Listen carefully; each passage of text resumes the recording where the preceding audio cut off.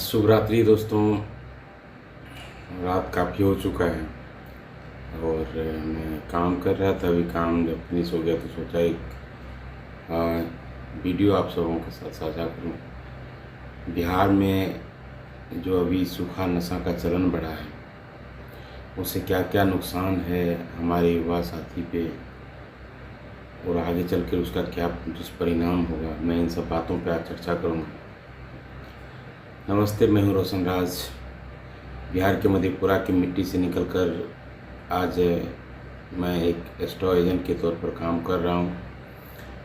स्टॉ का full form होता है special task force analysis wing. मैं एक एजेंट के रूप में देश और राज्य की सेवा कर रहा हूँ।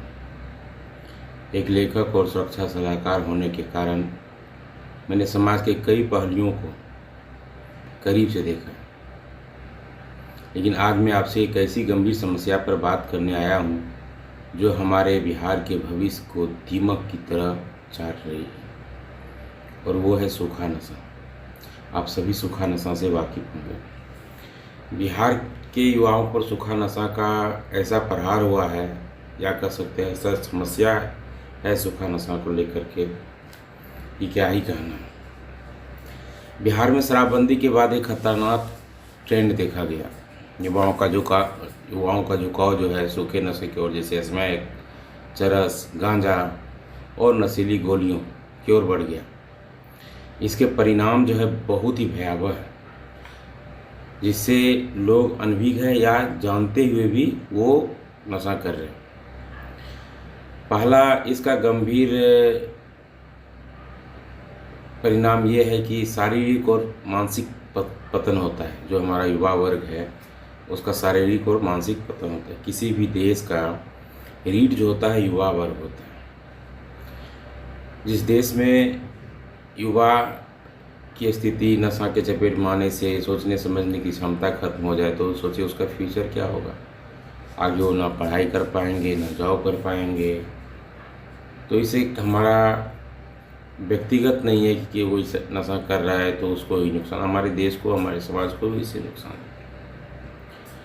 सूखा नशा सीधे तौर पर नर्वस सिस्टम पर हमला करता है। नर्वस सिस्टम सोचने और समझने की क्षमता को खत्म कर देता है, याददाश्त कम हो जाता है, चिड़चिड़ापन हो जाता है।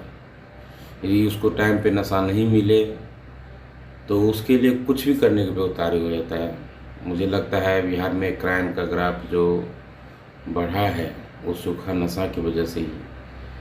कम उम्र के बच्चे होते हैं, लड़के होते हैं, उसके पास रुपया नहीं है कि नशा खरीद पाए, तो चोरी पे उतर जाते हैं, बाइक लूट कर लेते हैं, छोटा मोटा चोरी वोरी से करते करते बड़ा अपराध में शामिल हो जाते हैं। डिप्रेशन का भी शिकार हो जाता है। यदि नशा का आदी कोई हो गया है तो उसको डिप्रेशन की समस्या हो जाती है। ये तो शारीरिक चीज़ हो गया। और सूखा नशा का चलन की वजह से अपराध में बढ़ोतरी हुआ है। छोटी मोटी छिनौती की घटना, मतलब छिनौती मतलब जो रोड पे लूटपाट होता है, गाड़ी छीन लिया, मोबाइल छीन लिया, और ऐसे ही छोटे छोटे घटना, गाड़ी छीनने के जुर्म में किसी चलते राहगीर को पिस्टल कट्टा सटा करके रुपया लूट करके जान से मार देना, एक छोटा सा चीज़ नशा के लिए। बहुत सारे ऐसे युवा है जो कि अभी जेल में बंद है। दूसरा बात है कि इस नशा से इतना ही नहीं है, पारिवारिक बिखराव भी होता है। पारिवारिक बिखराव मतलब जो नशेड़ी है, नशा के आदी हो चुके हैं, उसके माता पिता, भाई बहन उनसे दूरी बनाना शुरू कर देते हैं, क्योंकि वो नशा करते हैं, नशा में गलत हरकत करते हैं, कभी चोरी चमारी, डकैती, लूटपाट। इनसे पुलिस का आना जाना उनके दरवाजे पर बार बार रेड पड़ता है। इनसे तंग आकर के माता पिता जो है उनसे चीखने लगते हैं, अपने ही बच्चे से जिसको लाड़ प्यार से पाला पोसा, और सूखा नशा चपेट मारने की वजह से अपना ही खून को त्यागना पड़ता है, मजबूरी बस। यदि नहीं त्यागेंगे, उसको संरक्षण देंगे, तो जो भी संरक्षण देंगे कानून की नज़र में वो गुनहगार होता है, तो कानून उसको भी नहीं बख्शता है। अब तो ये बात हो गया परिवार का। सबसे बड़ा संकट क्या है, फ्यूचर जो है उसका कोई ब्राइट नहीं है, अंधकारमय है। कम उम्र में आप नशा करेंगे, आपका शरीर बिल्कुल जो है अस्वस्थ हो जाएगा, शरीर उस लायक नहीं रहेगा, कमज़ोर हो जाएगा। आप क्या प्रतिभा, आप में जो टैलेंट है सब खत्म एक नशा के चक्कर में। कुछ ऐसे भी बच्चे हैं जो सड़क किनारे पढ़ लिख करके आईएएस बन गया, आईपीएस बन गए, इंजीनियर बन गया, लेकिन आज के हमारे जो फ्यूचर है, जिसको फ्यूचर ऑफ इंडिया कह रहे हैं, जिस युवा को ऐसे नशे के चपेट में आए हैं कि उसको सोचे समझने की क्षमता ही खत्म हो गया है। तो क्या आईएएस बनेंगे, क्या आईपीएस बनेंगे, क्या इंजीनियर बनेंगे और क्या देश का विकास होगा, ये सोचने वाली बात है। मैं ये बात आप पे छोड़ता हूँ, सोचना चाहिए कि कहाँ तक ये सूखा नशा जो है सही है। अब भी चर्चा हो गया कि सूखा नशा से क्या होता है, क्या नहीं होता है। अब इस पर कुछ चीज़ें हैं जिसका पहल करके हम लोग इसको पूरी तरह से बंद तो नहीं कर सकते हैं, लेकिन उसमें कटौती कर सकते हैं।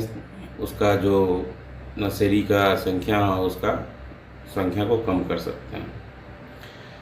सामुदायिक तौर पर जो है, सार्वजनिक तौर पर जो है, गांव स्तर पे, छोटे छोटे स्तर पे यदि गांव में पंचायत बुलाया जाए, सर्वसम्मति से सरपंच, मुखिया, जो प्रधान हैं गांव के और सज्जन व्यक्ति को सब मिल करके यदि सूखा नशा को लेकर के सख्त चेतावनी जारी करे कि यदि ऐसा कोई करता है या सूखा नशा बेचता है तो उसको हम कानूनन तौर पे जेल भेजेंगे, एफआईआर करेंगे। और सरपंच साहब यदि ऐसी जिम्मेवारी लेते हैं, पंचायत बुलाते हैं, मुखिया जी बुलाते हैं, तो इनसे क्या होगा कि बेचने वाले भी लोग डरेंगे और इससे कुछ न कुछ संख्या तो ज़रूर घटेगा और हमारा देश का फ्यूचर, युवा वर्ग, उसका ज़िंदगी सुधरेगा।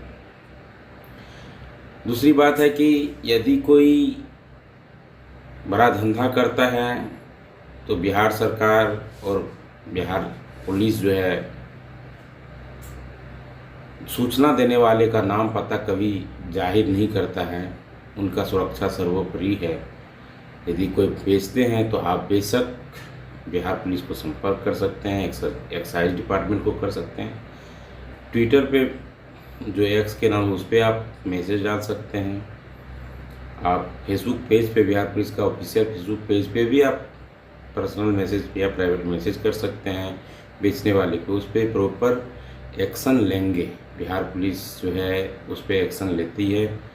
आपका नाम गोपनीय रखा जाएगा, बिल्कुल ही आपका सुरक्षा बिहार पुलिस के लिए सबसे पहले है, उसके बाद में कुछ है। तो यदि ऐसा कोई कार्य करता है तो आप उसका सूचना दे सकते हैं। दूसरा है, माता पिता का भी इसमें भूमिका है। यदि आपका बच्चा गलत रास्ता पे जा रहा है, नशा कर रहा है, तो आप अपने बच्चे को प्यार से समझाइए, उसको समझाइए कि इसके क्या दुष्परिणाम हैं। समाज में इज्जत से लोग नहीं देखते, इससे भी नहीं मानता है तो आप तरीका अपना सकते हैं। दूसरा, नशा मुक्ति केंद्र जो है जगह जगह खुला हुआ है, आप वहाँ पर उसको एडमिट करा दीजिए। प्रॉपर जब उसका इलाज चलेगा तो उसका आदत छूट जाएगा और नशा करना बंद कर देगा। तीसरा है शिक्षा और कौशल विकास। यदि हम अपने बच्चे को, यदि आपके परिवारजन के कोई भी बच्चे, भाई, चाचा, पिता, कोई भी नशा से ग्रसित हो चुके हैं, नशा के बिना उसका जीवन नहीं चल पा रहा है, तो उसको रिहैब सेंटर में भेजिए। रिहैब सेंटर में उसका पूरा अच्छे तरीके से देखभाल किया जाएगा, वो सुधरेंगे और सामान्य जीवन यापन करेंगे। कभी भी कोई पुलिसकर्मी हो, वो नहीं चाहता किसी को बेकसूर को जेल भेजना। सभी का यही प्रयास रहता है कि समाज में सुख शांति हो, उसके वजह से जो अपराध बढ़ जाते हैं वो ना हो। तो पुलिस को मजबूरन एक्शन लेना पड़ता है। आज आप राह चलेंगे, रात को डर लगेगा कि कहीं कोई नशेड़ी मेरे साथ छीन-छोड़ न कर ले, तो इसलिए पुलिस को एक्शन मजबूरन लेना पड़ता है। ये तमाम बातें हैं यदि छोटा छोटा स्टेप आप लें, बच्चे को समझाएं, ग्रामीण स्तर पे फैसला हो प्रत्येक गांव में, तो उम्मीद है कि इसकी जो है मार्जिन कम होगा, नशेड़ियों की मार्जिन कम होगा। साथियों, जीवन बहुत अनमोल है। कोई नहीं जानता है कि अगला जीवन होता भी है कि नहीं होता है। ये जो जीवन मिला है, इसी को हम लोग सत्य मानते हैं, जो हमारे सामने अभी दिख रहा है प्रत्यक्ष रूप में।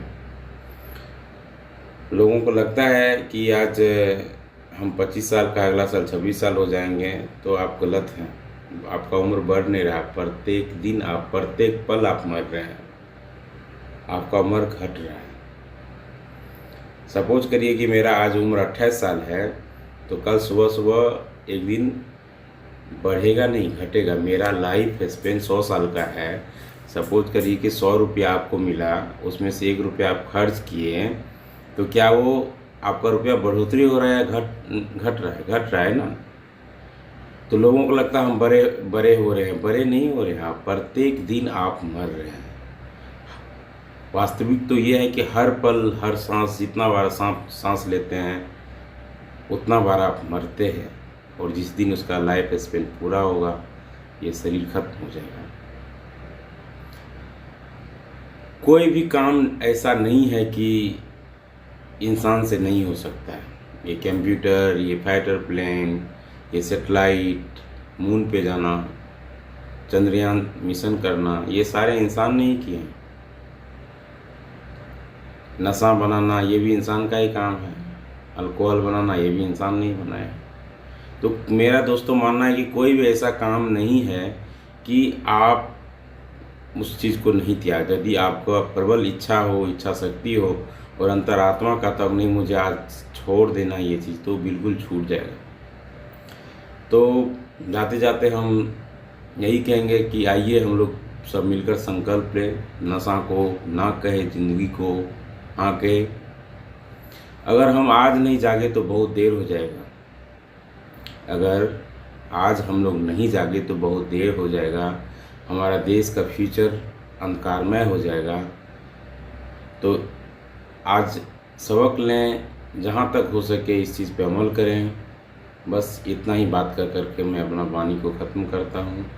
रात काफ़ी हो चुका है, सोइए, आराम कीजिए। जय हिंद, जय भारत।